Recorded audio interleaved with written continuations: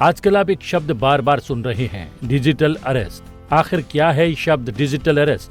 क्या होता है डिजिटल अरेस्ट?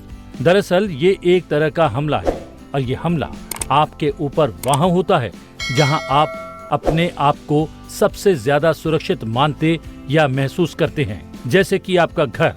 डिजिटल अरेस्ट से जुड़ी हुई खबरें आजकल आपको लगातार सुनने को मिल रही होंगी, जिसमें लोगों को डरा धमका कर उनसे पैसे ऐंठ लिए जाते हैं। आए दिन किसी न किसी के साथ ऐसे स्कैम की खबर सामने आती रही है। अब इस गंभीर मुद्दे पर प्रधानमंत्री नरेंद्र मोदी ने मन की बात कार्यक्रम में चर्चा की है। प्रधानमंत्री नरेंद्र मोदी ने डिजिटल अरेस्ट के मामलों पर देशवासियों को सतर्क करते हुए धोखाधड़ी करने वालों से लोगों को सावधान किया है। उन्होंने साफ किया है कि डिजिटल अरेस्ट जैसी कोई व्यवस्था कानून में नहीं है, ये सिर्फ फ्रॉड है। डिजिटल अरेस्ट के फ्रॉड में फोन करने वाले कभी पुलिस, कभी सीबीआई, कभी नारकोटिक्स, कभी आरबीआई, ऐसे भांति भांति के लेबल लगाकर बनावटी अधिकारी बनकर बात करते हैं और बड़े कॉन्फिडेंस के साथ करते हैं। मुझे मन की बात के बहुत से श्रोताओं ने कहा कि इसकी चर्चा जरूर करनी चाहिए।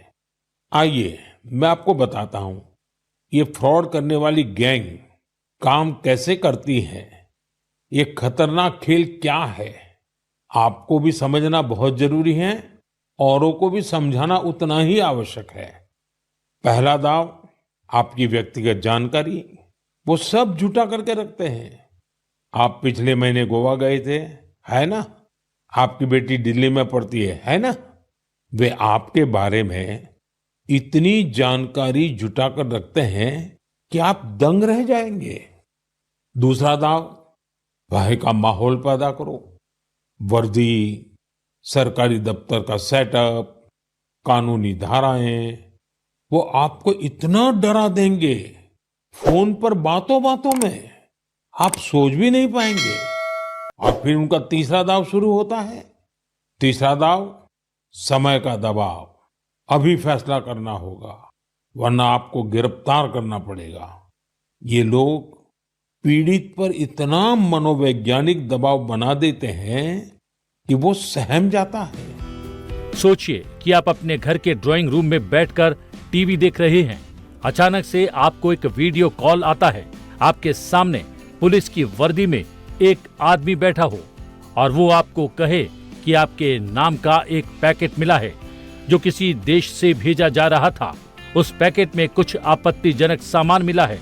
आप कहेंगे कि इस तरह के किसी भी पार्सल या पैकेट से आपका कोई लेन देन नहीं है, लेकिन वो कहेगा कि आपके दस्तावेज इसमें मिले हैं। आप अपनी सफाई में कुछ भी कहेंगे, वो मानेगा नहीं। वो आपको छोड़ने के लिए कुछ पैसे की पेशकश करेगा। जैसे ही आप डरे और आपने हाँ कहा, उसका काम हो गया। यहीं से शुरू होती है डिजिटल अरेस्ट की कहानी। इस स्कैम को लेकर सरकार पूरी तरह से सख्त और सतर्क है। इसको लेकर प्रधानमंत्री ने न केवल सचेत किया, बल्कि डिजिटल सुरक्षा के बारे में विस्तार से बात भी की। उन्होंने डिजिटल सुरक्षा के 3 चरण, रुको, सोचो, एक्शन लो, बताए। कॉल आते ही रुको, घबराए नहीं, शांत रहे, जल्दबाजी में कोई कदम न उठाएं, किसी को अपनी व्यक्तिगत जानकारी न दें। संभव हो तो स्क्रीनशॉट लें और रिकॉर्डिंग जरूर करें। इसके बाद आता है दूसरा चरण। पहला चरण था रुको, दूसरा चरण है सोचो। कोई भी सरकारी एजेंसी फोन पर ऐसे धमकी नहीं देती, न ही वीडियो कॉल पर पूछताछ करती है, न ही ऐसे पैसा की मांग करती है।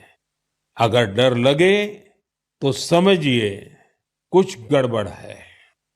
और पहला चरण, दूसरा चरण और अब मैं कहता हूं तीसरा चरण। पहले चरण में मैंने कहा रुको, दूसरे चरण में मैंने कहा सोचो और तीसरा चरण कहता हूं एक्शन लो। राष्ट्रीय साइबर हेल्पलाइन 1930 डायल करें, cybercrime.gov.in पर रिपोर्ट करें, परिवार और पुलिस को सूचित करें, सबूत सुरक्षित रखें, रुको, बाद में सोचो और फिर एक्शन लो।